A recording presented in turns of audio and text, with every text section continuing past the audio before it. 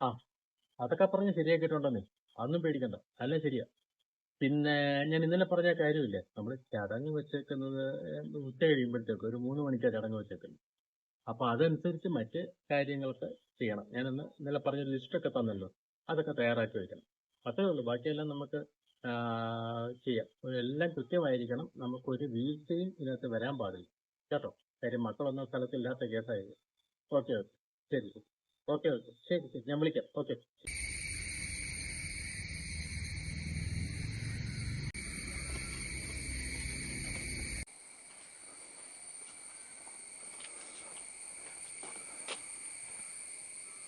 അവസാന സമയത്ത് ഞങ്ങളൊക്കെ അടുത്തുണ്ടായിരുന്നു. അമ്മ ഞങ്ങളെ അന്വേഷിച്ചായിരുന്നോ? അങ്ങനെ വിശേഷിച്ചൊന്നും അന്വേഷിച്ചില്ല. മക്കളെ കാണാത്തതിൽ വിഷമമുണ്ടെന്നും തോന്നിയില്ല. ഏതായാലും വീടിന്റെ താക്കോൽ അളിയനെ ഏൽപ്പിച്ചത് നന്നായി. ബോഡി കൊണ്ടുവരാനും മറ്റൊരുക്കങ്ങൾക്കും ഒക്കെ എളുപ്പമായി. മെമ്പർ അകത്തുണ്ട്. ഞങ്ങൾ ഇന്നലെ പാതിരാത്രി കഴിഞ്ഞ് കാര്യങ്ങളെല്ലാം സെറ്റ് ചെയ്തിട്ട് തിരിച്ചു വരുമ്പോൾ. ലൈവ് സ്ട്രീമിംഗ് ഒക്കെ കണ്ടായിരുന്നല്ലോ അല്ലേ? ഉവ്വ ഉവ്വ. Flight right ടൈമായിരുന്നോ? ഒറ്റയ്ക്കാണോ എത്തിയത്? കുട്ടികൾക്ക് പരീക്ഷാക്കാലമാണ്. അവർ ലൈവ് സ്ട്രീമിംഗ് കണ്ട് ആദരാഞ്ജലികൾ അർപ്പിച്ചോളൂ. വായിക്കരി ഓൺലൈനിൽ ഇടുന്ന കാലമാണ്. ഞങ്ങൾ ഒരുവിധ കാര്യങ്ങളൊക്കെ ഏർപ്പാടാക്കി കഴിഞ്ഞു. ബോഡി മേക്കപ്പ് ചെയ്ത് കഴിഞ്ഞു. അല്ല, എന്തെങ്കിലും അത്യാവശ്യമുണ്ടായിട്ടാണോ തിരക്കിട്ട് വന്നത്?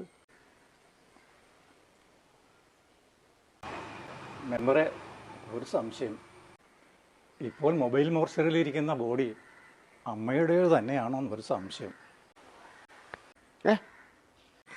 UK-യിൽ നിന്നും കാനഡയിൽ നിന്നും ലൈവ് സ്ട്രീമിംഗ് കണ്ട് വിളിച്ചവരാ ആദ്യം സംശയം പറഞ്ഞത്. ഞങ്ങളുടെ അമ്മ കറുത്ത് ചടച്ചതായിരുന്നല്ലോ. വെയിൽ കൊള്ളണ്ട, കയറി നിൽക്കാം. അത് 5-6 വർഷം മുമ്പല്ലേ. നോക്കാൻ ആരുമില്ലായിരുന്നപ്പോൾ ഞാനും മറ്റും ചേർന്നാണല്ലോ അനാഥാലയത്തിൽ കൊണ്ടാക്കിയത്. അനാഥാലയത്തിലല്ല, വൃദ്ധസദനത്തിൽ. അതും കിട്ടാവുന്ന ഏറ്റവും നല്ല വൃദ്ധസദനത്തിൽ. മാസാമാസം ചിലവിനുള്ള കാശൊക്കെ നിങ്ങൾ അയച്ചു കൊടുത്തു. ആട്ടെ, നിങ്ങൾ അമ്മയെ കണ്ടിട്ട് എത്ര വർഷമായി? ഒരു 7-8 വർഷമായി കാണും. ഇടയ്ക്ക് ലീവിന് വന്നില്ലായിരുന്നോ? ലീവിന് വന്നിരുന്നു, പക്ഷേ വൃദ്ധസദനത്തിൽ പോകാൻ സമയം കിട്ടിയില്ല. ഈ 7 വർഷം കൊണ്ട് അമ്മ അങ്ങ് സുന്ദരിയായി. അത്രയും വിചാരിച്ചാൽ മതി. അതെ, അത്രയും വിചാരിച്ചാൽ മതി. നമുക്ക് മറ്റു കാര്യങ്ങളിലേക്ക് കടക്കാം.